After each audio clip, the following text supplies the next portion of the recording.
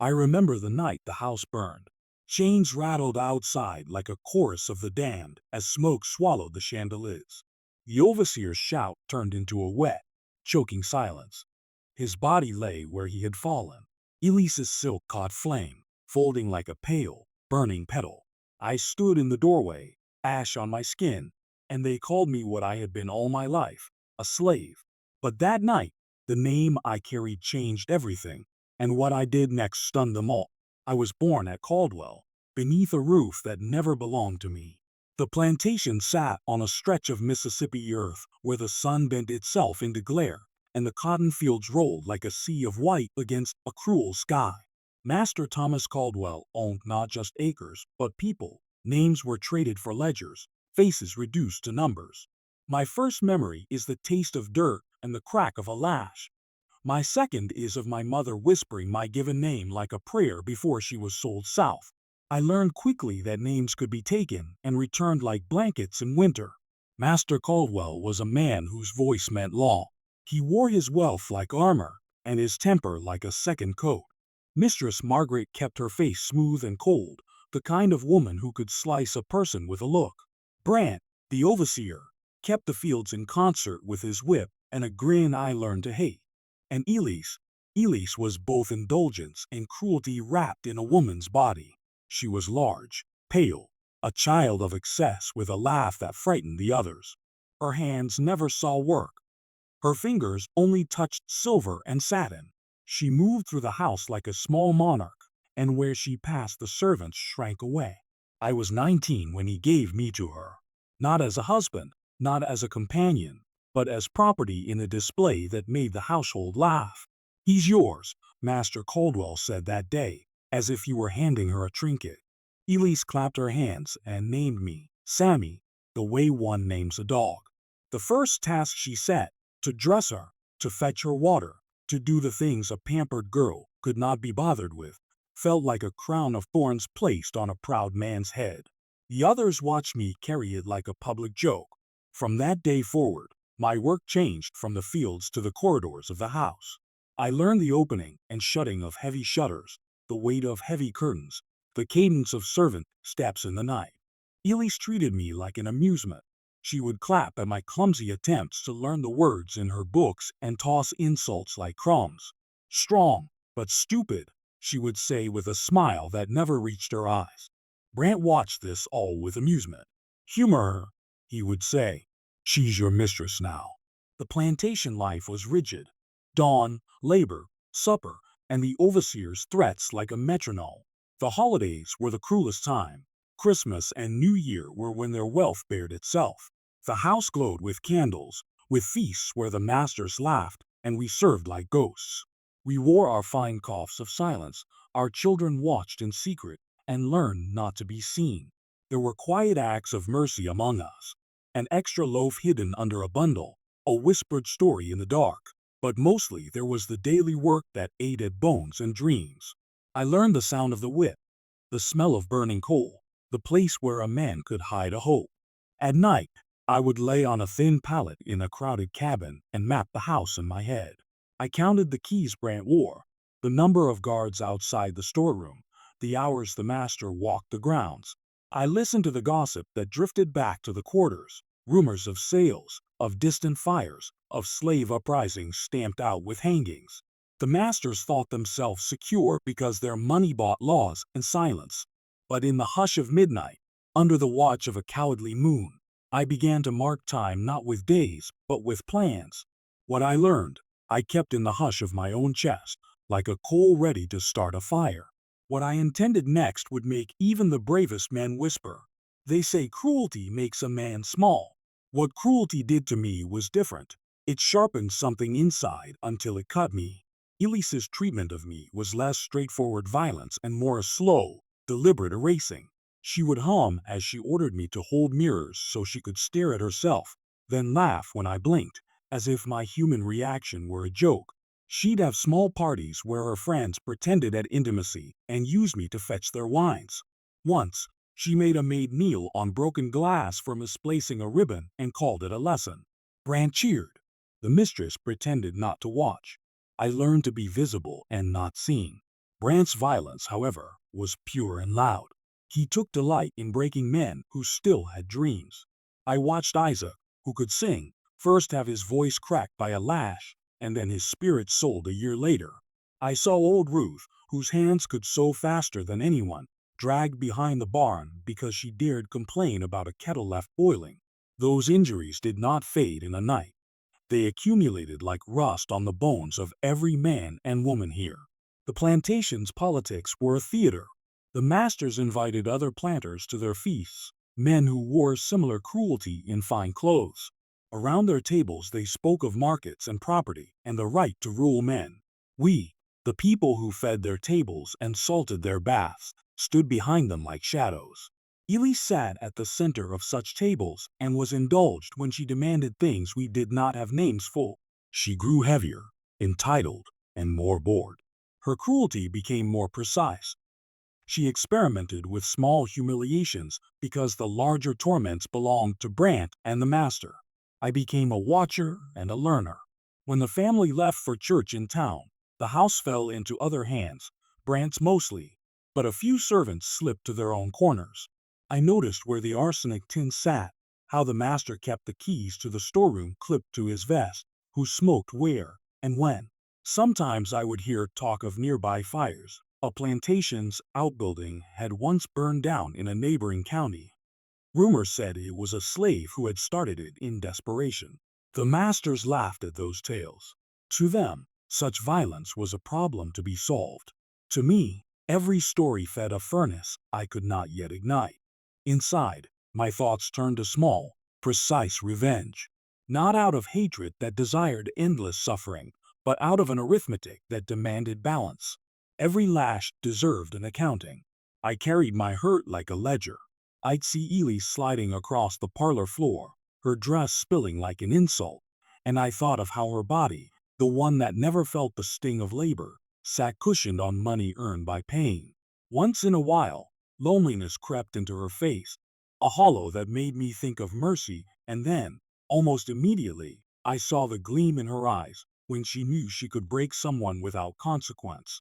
Still, others warned, Samuel, don't go down that road. Ruth, Isaac before he died, they cautioned me of hangings, of burying alive as punishment for arson. They told me of men who had been hanged for less, of bodies swinging until crows pecked their cheeks. I remembered those words, the way they landed in my chest like stones. My planning grew patient. Patience was a tool. When Brant bragged about leaving a window unlocked, I took note. When Elise threw a plate and laughed, I cataloged the shards and the easy places a fire might catch. Each small secret became a step. One dawn, after a night of ice and breath that hung white in the air, the master announced a New Year's feast, full of promise for his fortune and his ego. That night he would gather his friends, show his daughter off, and drink the wine of his wealth while we served like phantoms. Elise, in a silk dress that made her sway like a queen, would be especially shown off. I would stand near, holding trays, pretending to be less than I was. In cracks between chores and obedience, the plan grew boldness. I began to mix knowledge with timing. Who would be tipsy by midnight? Who would carry keys to the pantry where the dry wood sat stacked close to oil lamps? I practiced small motions in the dark, Picaccia's small practice of paring and lifting and moving. Revenge is an architect's work. It needs foundation and preparation. What I would do one night required every piece to fit.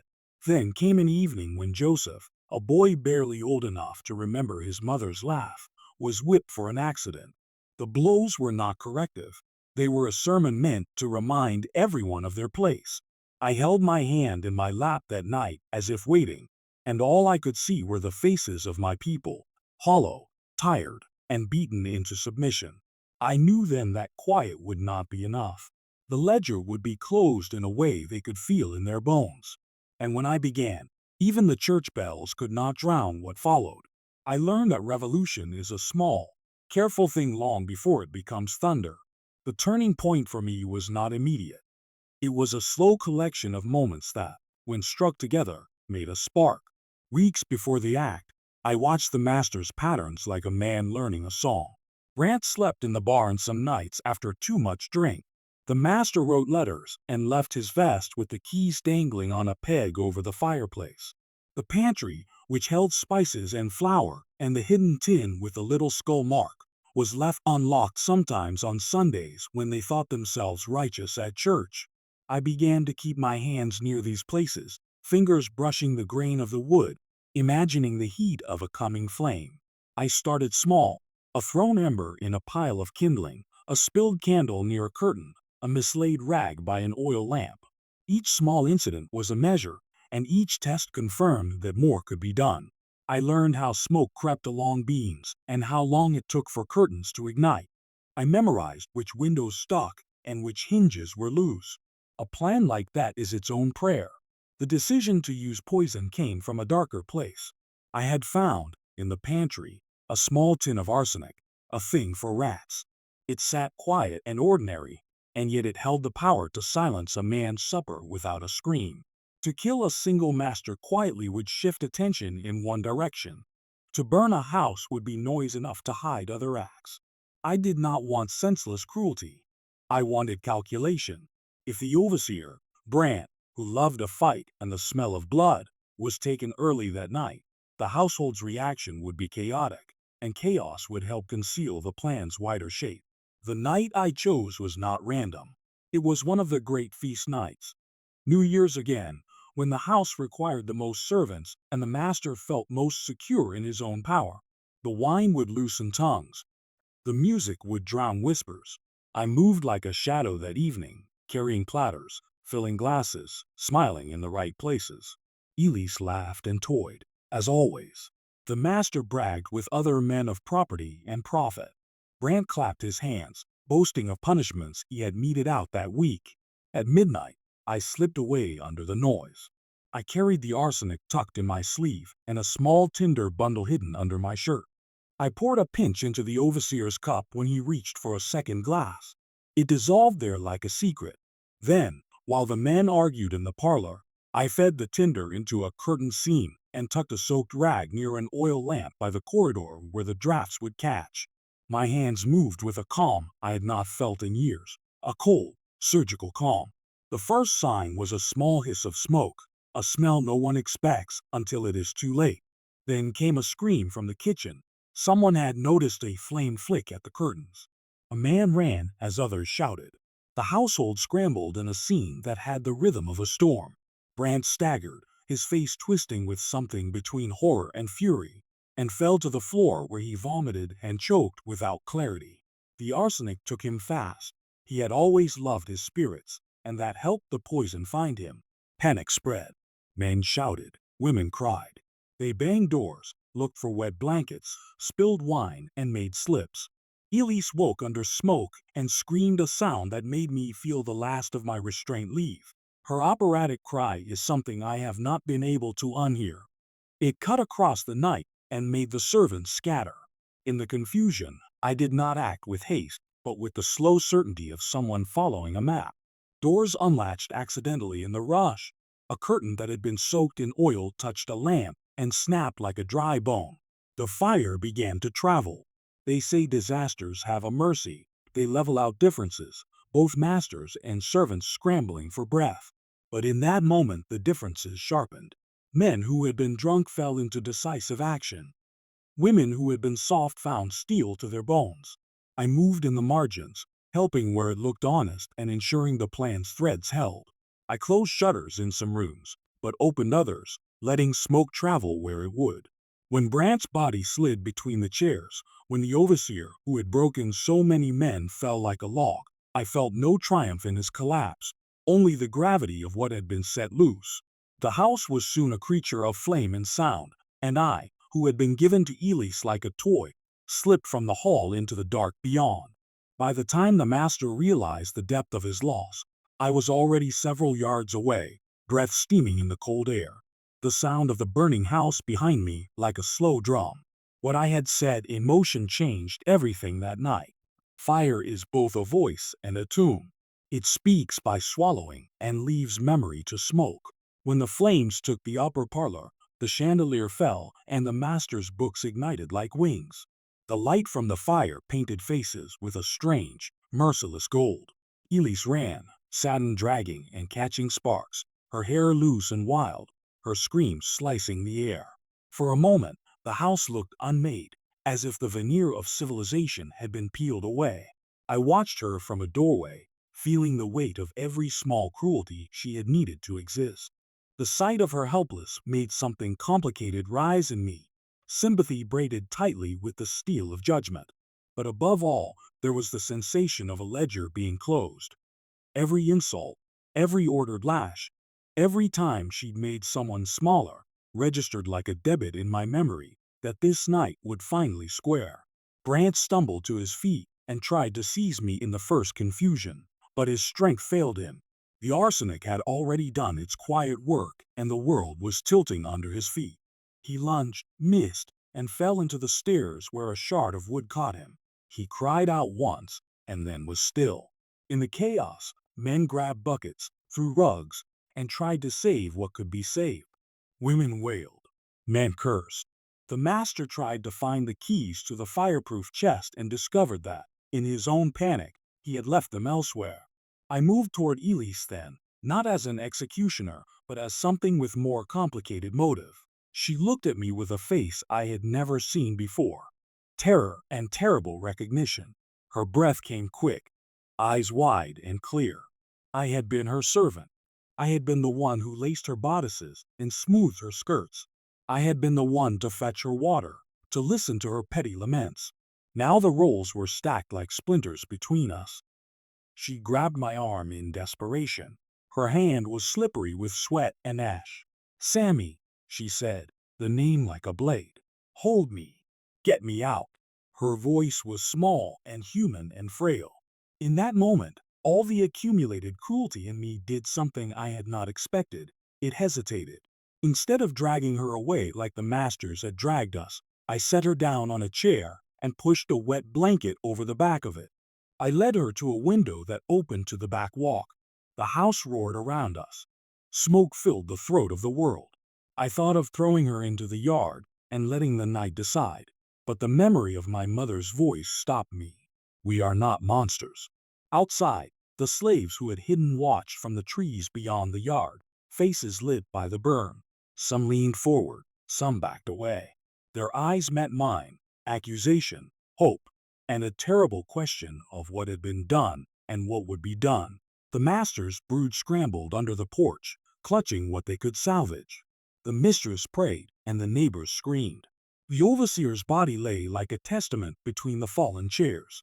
Men would later ask who had struck the final blow. The truth was a dozen small acts and the merciless algebra of poison. I could have killed more that night. I could have taken the master in his panic, could have left the house emptied of its owners. But the act I had chosen had been surgical and symbolic. The house burned, the overseer fell, and Elise left in the smoke to understand a fraction of what she'd cost others.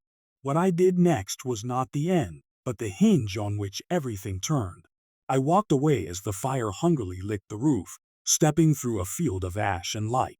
Behind me the world I had known, with its masters, its ordered cruelty, its measured punishments, collapsed into heat and sound. Ahead of me was a dark line of trees and the unknown that waited beyond. My heart beat loud enough to drown the crackle. I had set in motion a change I could not fully control. The flame seared memory into every face present. I had struck the match, and the night kept its secret. Dawn after such a night is a poor thing, hazy, embarrassed, like it had overslept and found itself in a ruined house. When morning rolled in, the house looked like a carcass. The grand porch sagged. The curtains were skeletons of fabric. Silver lay black and warped. The master staggered from the house, eyes empty as a man who'd looked into the abyss and found his reflection. Elise, wrapped in a shawl, sat with her face streaked with tears and soot. People who had once laughed at our toil now stood mute, mouths open like fish, and there were questions in their faces like accusations they could not speak. Brant was gone, his body claimed by the night, and then by men who would whisper of poison and retribution. They searched for a culprit. They pointed fingers at servants, at outsiders, at spirits, wherever blame would keep them from looking inward. The law would be called in a few days, and men would be hanged for less. Rumors of buried bodies, of hanged men, of secret graves would ripple through neighboring plantations. For a while, every farmhouse and hamlet spoke of that night in a hush. For us, the enslaved, the night opened possibilities and dangers at once. Some used the confusion to escape into the woods. Others waited, hearts pounding, for the master to choose a scapegoat. We buried Isaac, who had died under Brant's cruelty months earlier, and sang a low song that seemed to stitch our hearts. Some of us who had helped in the plan went to the river and washed our hands as if we could wash away the shape of what had happened.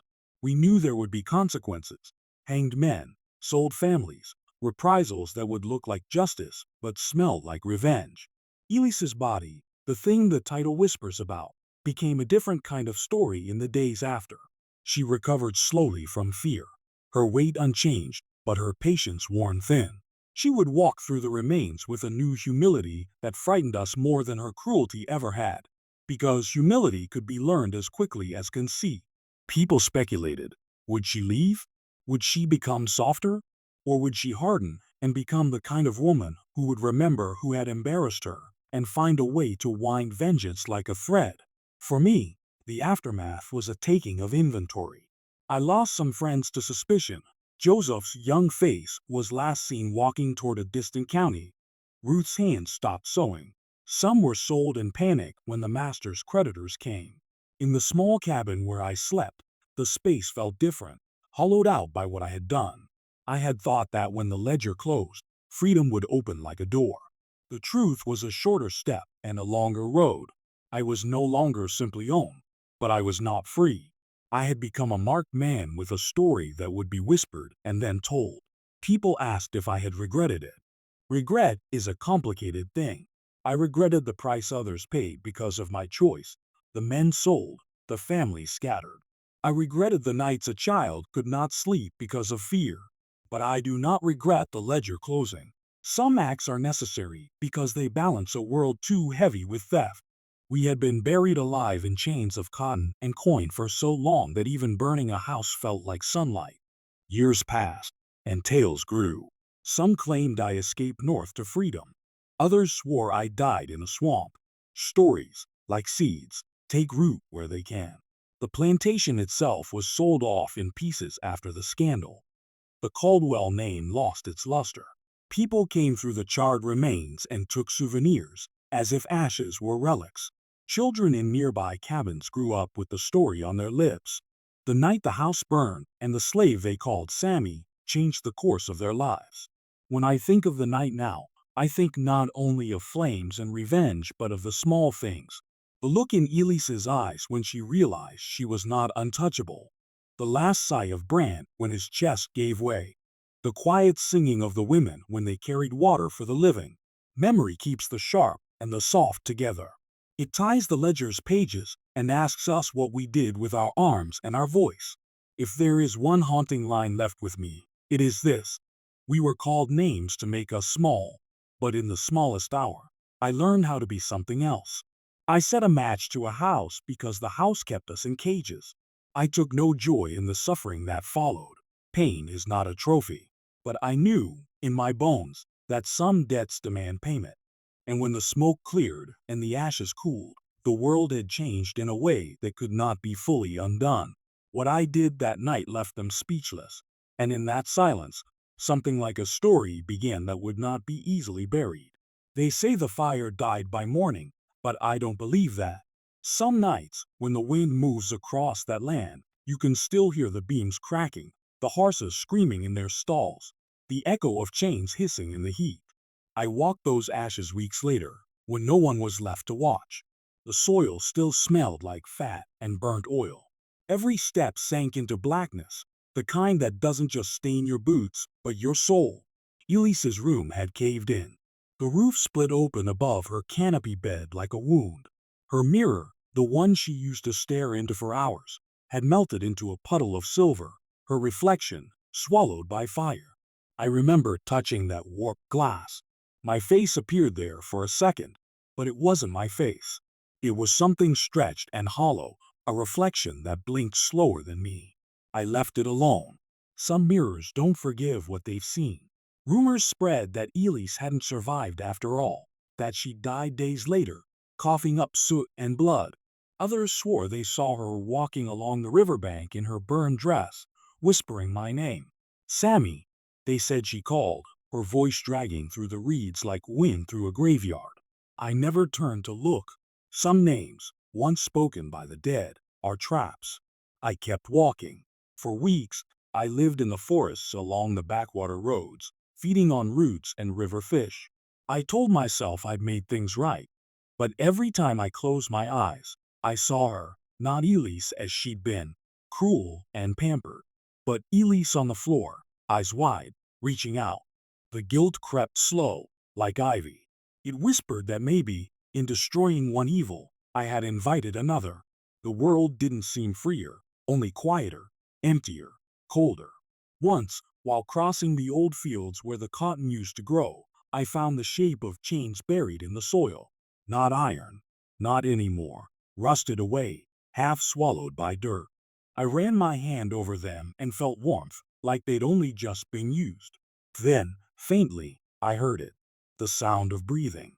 Dozens of them, all around me. I froze. The air thickened. And when I looked up, the mist in the field had faces, black, gray, soft and fading, like the memory of people who had once bent their backs there. Their eyes followed me. They didn't speak, but they didn't have to. Every soul burned on that land, innocent or cruel, had stayed behind. The plantation had become a mouth that never stopped whispering. That night, I dreamt of the house again, but it was whole, not ruined. The lamps glowed. Music drifted down the hall. Brant laughed somewhere distant, and Elise sat by the piano, humming the same tune she used to mock the servants with. Only this time, every note was off-key wrong. The walls dripped with tar, and when she turned to me, her skin was cracked like old wax. "You didn't free us," she said. "You just joined us." I woke up choking on smoke that wasn't there. Weeks later, a preacher found me outside a church in Natchez, filthy, half-starved, clutching the charred remains of my mother's locket, the one I'd dug out of the ashes before leaving. He offered me water and called me brother. But when I told him where I came from, his face drained of color. He said they'd sealed off that land, called it cursed. He said no crops would grow there, no birds would land. And at night, lights flickered across the field, like candles being carried by invisible hands. He prayed for me, but I didn't feel saved. For years, I tried to live quietly, working river docks, sleeping in barns, moving from one forgotten town to another. But I was never alone. Sometimes, in the stillness before dawn, I'd hear chains dragging across wood floors that weren't there. Once, I saw a figure in white standing at the end of a pier, hair matted, dress burned. I thought it was Elise, but when she turned, her face was every face I'd ever known on the plantation. The men, the women, the children, all of them, stitched into one body, watching me, waiting. I screamed until my throat went raw. The river didn't echo back. Now, I'm an old man, or maybe just a tired ghost wearing his skin too long. The fire took everything but left its sound inside me. I can still hear the whip cutting air, the overseer's last gasp, the way the piano strings snapped one by one as the flames ate them. I thought revenge would make me free, but freedom built on ashes is only another kind of prison. Sometimes, people come to that land still, travelers, storytellers, those hungry for haunted places. They say if you stand there long enough, you'll smell smoke. You'll hear chains moving under the ground. And if you whisper my name, Samuel, the wind will answer. Some swear they see a man standing in the ruins of the old porch, staring into the dark, waiting for the fire to start again. Maybe that's me. Maybe that's all that's left. The plantation still burns, though no one can see it. The fire eats and eats, and the night never ends. Every cry, every breath, every whip's crack plays again and again like an echo that refuses to die. And if you listen close enough, you'll hear her voice, Elise's voice, still calling from the house that isn't there. Sammy, the feast isn't over. The air trembles when she says it. And the chains answer.